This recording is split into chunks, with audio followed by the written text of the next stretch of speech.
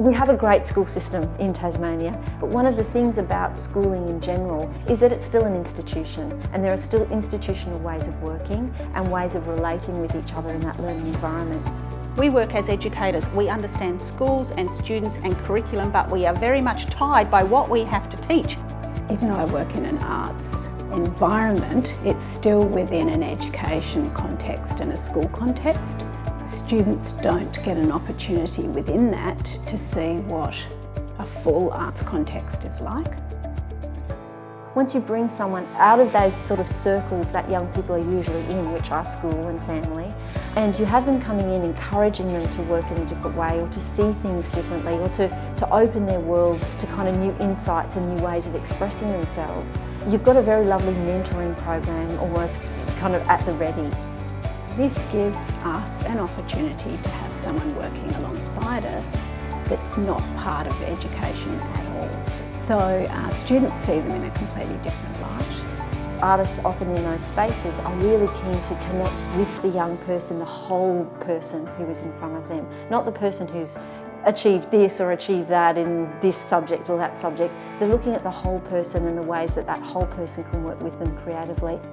The single most valuable aspect of the program was the modelling of a professional artist working in an authentic studio space within the context of a school. What that has done is provide students with an example of the rigour and commitment and hard work associated with being a professional artist. As a school or college, we can visit an artist in their studio, but it's quite different to have somebody that students can access during the day and then the next week and the week after that. So conversations are ongoing and they see what the artist is doing over a period of time.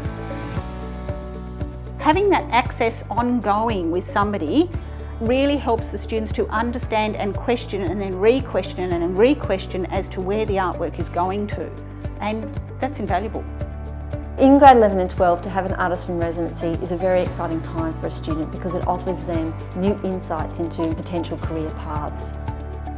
These 2 years are really transitional, so they get so much from it because they're right at that point where they're ready to move into their own practice and they soak it up. They've got so much they can learn from that again is different to what they learn from a teacher.